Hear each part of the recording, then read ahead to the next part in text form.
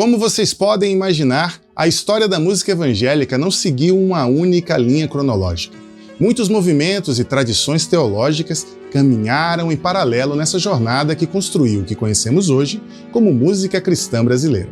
Dentre esses movimentos, não podemos deixar de citar as chamadas igrejas alternativas, surgidas há mais ou menos 60 anos, que foram fundamentais na produção de um cancioneiro congregacional que invadiu nossos repertórios com novas e belas canções. Muitas delas ainda hoje inspiram e ecoam em nossos momentos de louvor. Ao único que é digno de receber a honra e a glória, a força e o poder. Hoje vamos falar sobre as comunidades evangélicas, igrejas espalhadas pelo Brasil, que, entre muitas características marcantes, tinham o louvor como coluna estrutural da vida congregacional. E dessa coluna nasceu uma série de canções e cantores inesquecíveis para a igreja brasileira. Comunidade em Goiânia, Comunidade de Porto Alegre, Comunidade da Graça. Você certamente já ouviu falar de algumas delas. O que talvez você não saiba é que elas surgiram quase que ao mesmo tempo, fruto de um movimento que nasceu ali entre os anos 60 e 70, quando dois grupos diferentes começaram a se encontrar. De um lado, membros de igrejas históricas que viviam experiências carismáticas e já não se encaixavam mais na liturgia tradicional. De outro, filhos e netos das igrejas pentecostais que buscavam mais liberdade e menos regras de usos e costumes. O resultado, uma nova forma de ser e viver igreja, que em suas muitas manifestações pelo país passaram a ser conhecidas como comunidades evangélicas. E certamente, uma das grandes marcas desse movimento foi a música. O culto deixou de ser apenas uma sequência de partes formais e começou a ser costurado por momentos de louvor. Canções simples, bíblicas, congregacionais, cantadas em uníssono e, em sua maioria, compostas por membros dessas próprias comunidades. Foi assim que nomes como Asaf Borba começaram a escrever um novo capítulo da enologia brasileira.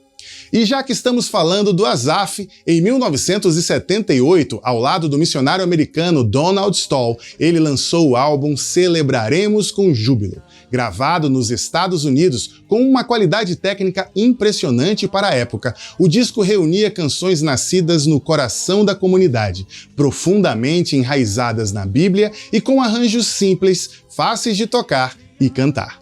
Essa combinação fez com que atravessassem gerações e permanecessem vivas nos cultos até hoje. Mais do que um álbum, foi o ponto de partida de uma jornada ministerial que inscreveu o nome de Asaf de forma definitiva na história do canto congregacional brasileiro, sendo inclusive nome recorrente em produções, gravações e composições da época. A partir daí, as canções produzidas nas comunidades se espalharam pelo Brasil. Em São Paulo, a Comunidade da Graça se tornava um polo desse movimento. No centro estava a ideia de que a música não era intervalo no culto, mas o próprio culto acontecendo. Foi nesse ambiente que Adhemar de Campos começou a escrever suas canções. Você certamente já ouviu ou cantou clássicos como Amigo de Deus ou Bem Supremo. Essas músicas nasceram ali, carregando simplicidade e forças suficientes para inspirar e conduzir os momentos de louvor em igrejas de todo o país. Já na comunidade evangélica de Goiânia, com Bené Gomes, surge o Koinonia, um grupo que com sua série Adoração se tornaria um fenômeno, chegando a 14 volumes, milhões de cópias e uma geração inteira formada de compositores e ministros como Alda Célia, Kleber Lucas, Ludmila Ferber e tantos outros que se tornariam referência em composição e canto congregacional. Algumas canções do Koinonia ecoaram além das paredes da igreja.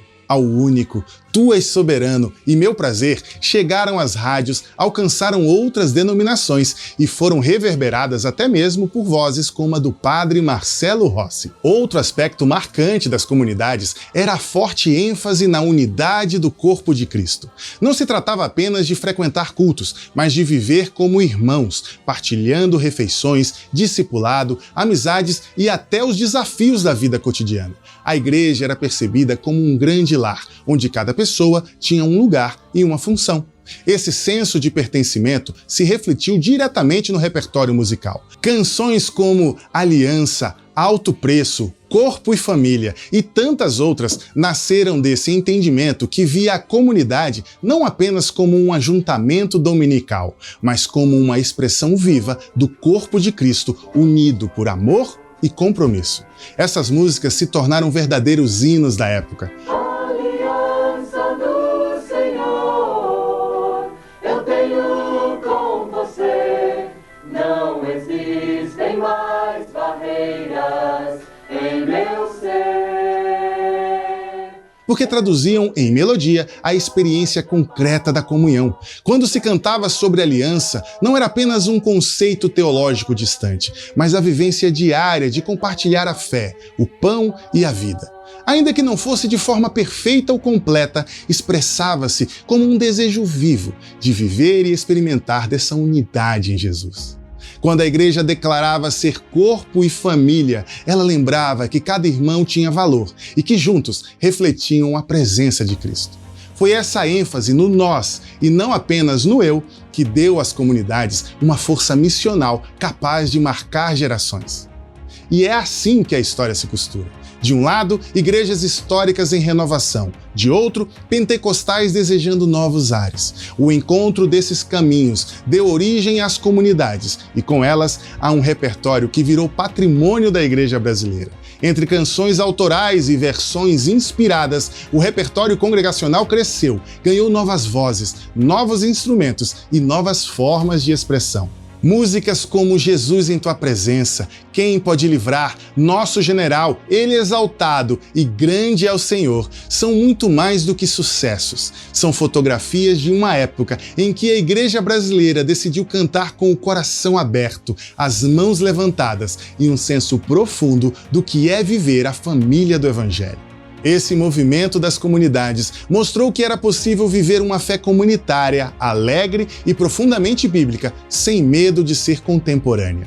E também preparou o terreno para algo ainda maior: o crescimento daquilo que nas décadas seguintes seria conhecido como o mercado musical evangélico, com gravadoras, rádios, mega igrejas, casas de shows e estádios lotados. Mas antes de chegar a esse capítulo, precisamos olhar para outro movimento que começou muito antes, mas que também influenciaria profundamente o louvor no Brasil.